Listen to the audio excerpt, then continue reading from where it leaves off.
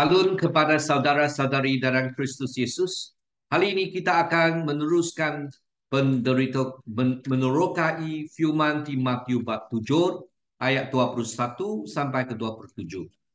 Tema yang kita akan menerokai adalah aplikasi praktika untuk mereka mencari iman yang kuat dalam Kristus. Mari kita doa bersama.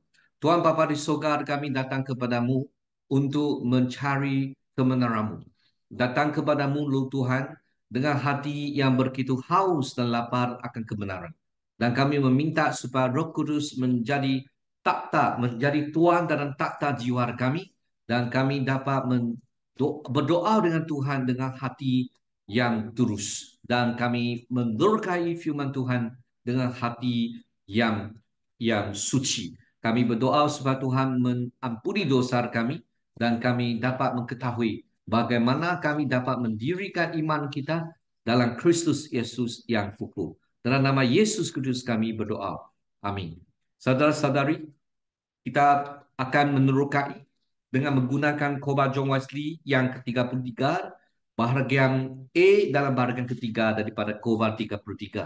Saudara-saudara, rujukan Alkitab yang kita akan rujuk adalah Matius bab 7 ayat 21 sampai 27.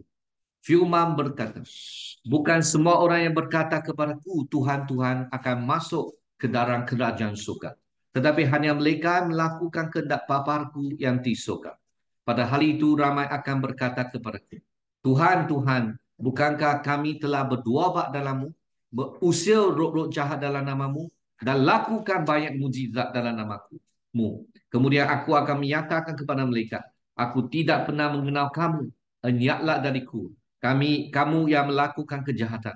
Oleh itu, sesiapa yang mendengar perkataan ini dan melakukan akan menjadi seperti orang bijak yang membina rumahnya di atas batu. Hujan turun, banjir datang, dan angin bertiup dan menghempas rumah itu. Namun ia tidak runtuh kerana didirikan di atas batu. Tetapi setiap orang yang mendengar perkataanku ini dan tidak melakukannya, ia sama dengan orang yang bodoh yang mendirikan rumahnya di atas pasir. Kemudian turunlah hujan dan datanglah banjir. Lalu angin melanda rumah itu, sehingga runtuhlah rumah itu dan hebatlah kerosakannya. Perumpamaan ini menggambarkan seseorang yang mendengar firman Tuhan tetapi tidak mengamalkan dalam kehidupan sehari-hari.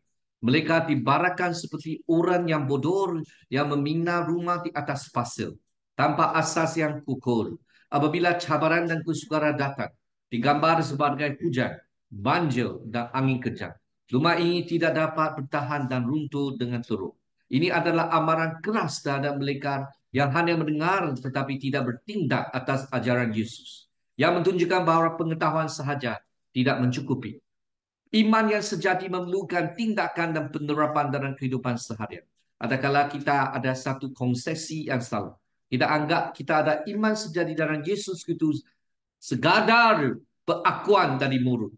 Tetapi iman yang sejati itu memerlukan tindakan dan juga penerapan dalam sehari-harian. Tanpa asas yang kukuh dalam iman Yesus Kristus yang dipraktikkan, seseorang itu tidak dapat bertahan menghadapi cabaran hidup dan godaan. Kalau kamu percaya Yesus Kristus, kamu akan menurut kepada firman Yesus. Kalau tidak, apabila cabaran hidup dan godaan datang, kamu tidak akan menurut kepada rujukan dan arahan, dorongan, bimbingan yang dibawa oleh Roh Kudus, yang dibawa oleh Tuhan Yesus. Kepentingan refleksi diri. Ini adalah begitu penting sekali bagi setiap orang untuk mengaplikasikan pengajaran-pengajaran secara praktikal kepada diri mereka sendiri. Pertimbangkanlah dengan teliti asas di mana anda membina iman kamu dengan Yesus. Sama ada itu di atas batu, yaitu mendengar firman Yesus dan melaksanakannya, atau hanya di atas pasir, kita hanya simpan iman kita segala pengetahuan, tetapi kehidupan kita tiada apa kaitan dengan iman yang kamu ada dalam Yesus Kristus. Mempersoalkan asas harapan. Yang pertama, betapa pentingnya untuk mempersoalkan apakah asas harapan saya.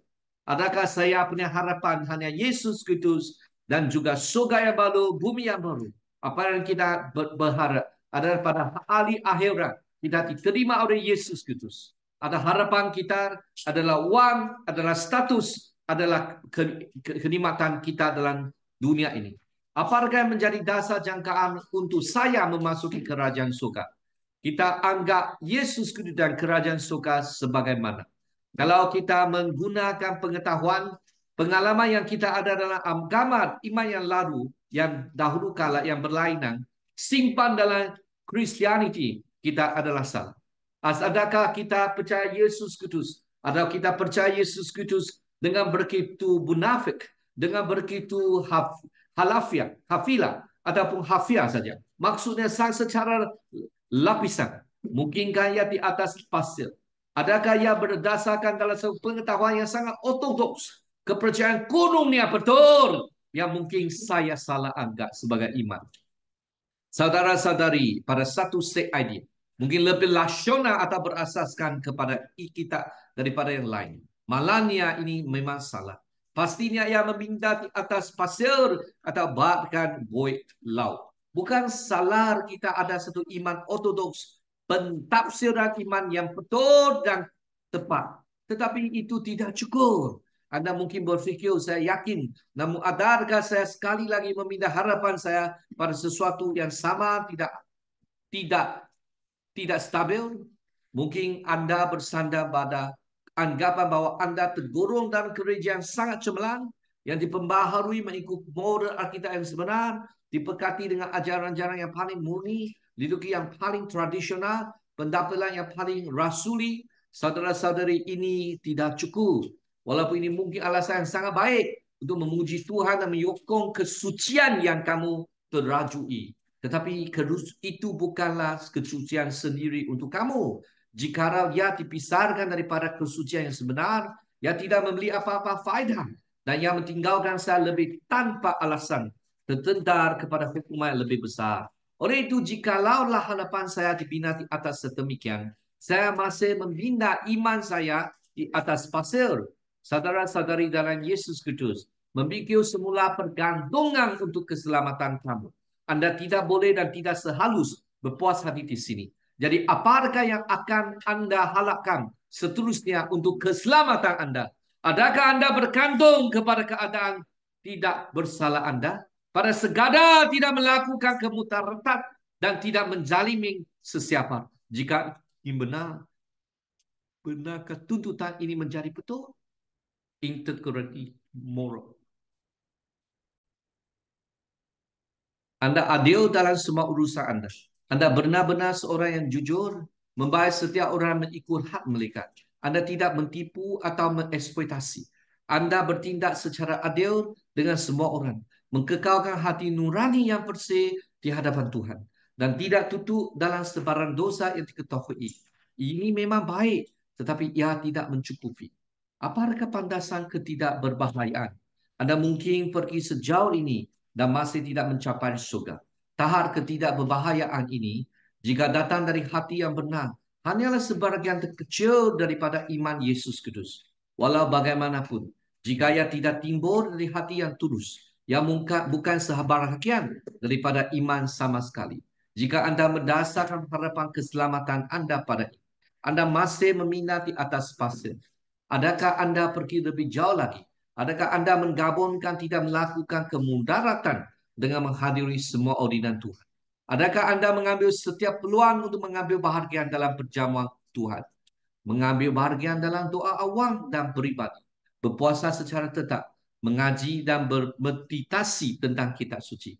Ini semua menunjukkan hati yang tulus. Iman yang sejati terhadap Yesus Kristus. Saudara-saudari, kesian-kesian ritual semata-mata. Tindakan-tindakan itu terpuji dan perlu bagi sesiapa yang menunjuk ke surga. Namun walaupun perbuatan buruk ini jika dilakukan secara bersendirian, tidak bermakna apa tanpa perkara-perkara hukum yang lebih penting. Saudara-saudari, kita lihat masih ada orang yang belum percaya Yesus Kristus. Mengabaikan nilai-nilai teras. Iman beras kasihan kasih kepada Tuhan. Hati yang penuh kekudusan dan surga yang terbuka dalam jiwa Anda. Inilah perkara-perkara yang telah abaikan. Oleh itu, biarkan sekarang Anda meminta di atas pasir. Adakah Anda bersemangat dalam melakukan kerja-kerja baik? Adakah Anda bila-bila masa yang mungkin berbuat baik kepada semua orang? Adakah Anda membeli makan kepada yang lapar? Membeli pakaian kepada yang telanjang? dan menjaga anak yatim dan janda dalam penderitaan mereka? Adakah Anda melawat orang sakit, membantu mereka yang berada dalam penjara, dan menyambut orang asing? Kawan, berusahalah untuk lebih. Adakah Anda berdoa dalam nama Kristus? Adakah Anda mengkobarkan kebenaran Yesus dengan kuasa roh yang membawa kepada kamu keselamatan? Adakah Anda membimbing orang berdosa dari kegelapan kepada terang, dari kuasa iblis kepada Tuhan? Jadi jika demikian, maka belajarilah inti dari apa yang telah Anda ajarkan begitu sering. Oleh kasih karunia kamu diselamatkan melalui iman. Ya, bukan kerana perbuatan benar yang telah kita lakukan, tetapi oleh belas kasihan yang Yesus Kristus menyelamatkan kita. Belajarlah untuk berpegang pada salib Kristus. Menganggap semua yang telah akan Anda lakukan sebagai tidak menilai dibandingkan dengan dia. Datanglah kepadanya dengan semangat pencuri yang sekala, atau wanita yang dibebas dari 7 roh yang jahat. Jika tidak, Anda masih berada di atas pasir, dan setelah membantu menyelamatkan orang lain, Anda mungkin masih kehilangan jiwa Anda sendiri. Tuhan, tingkatlah imanku jika aku benar-benar percaya. Jika tidak, berikanlah kepadaku iman sekecil apapun sebiji benih sesawi. Tetapi apa gunanya jika seseorang mengakui mempunyai iman tetapi tidak mempunyai perbuatan? Dapatkah iman yang demikian menyelamatkan dia? Sudah tentu tidak. Iman tanpa perbuatan yang tidak membawa kesucian dalaman dan luaran, yang tidak mencetak image penuh Tuhan pada hati, dan yang tidak menyucikan kita, bukanlah nak iman Injil Yesus Kristus. Ya, juga bukan iman Kristian maupun iman yang membawa kepada kemuliaan. Berhati-hatilah, terutama terhadap perangkap iblis bergantung kepada iman yang tidak suci dan tidak menyelamatkan. Jika Anda bergantung pada ini, Anda akan hilang selama-lamanya. Masih membina rumah Anda di atas pasir. Apabila hujan turun dan banjir datang, ia akan runtuh dan persa akan kejatuhan.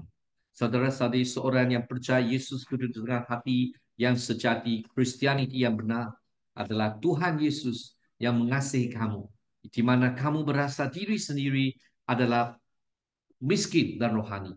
Datang dengan hati yang begitu sedih akan dosa. Dengan hati yang tahu tanpa Yesus Kristus dan salibnya kita tidak dapat Islam. Dengan ini kita percaya Yesus dan praktikan dengan apa yang kita kata kerja kesalehan dan kerja belas kasihan dengan pembaharuan oleh Roh Kudus, kesucian dalaman dan keluar, dan hati yang sentiasa ada iman yang benar, pertaubatan yang berterusan, dan kasih dan harapan yang sejati dalam Kristus Yesus. Semua Tuhan memberkatimu. Mari kita datang berdoa bersama. Tuhan Bapa di surga, kami meminta supaya Tuhan membantu kami untuk menyelidik hati kami, supaya hati kami sentiasa ada di dalam kehendak Yesus, supaya kami sentiasa menerajui kehidupan kesucian dalam dan luaran, dengan memperkenankan Yesus Kristus, Tuhan Bapa Allah dan Roh Kudus. Dalam nama Yesus Kristus kami berdoa. Amin. Semua Tuhan memberkatimu dan juga sekeluarga. Kita jumpa lagi.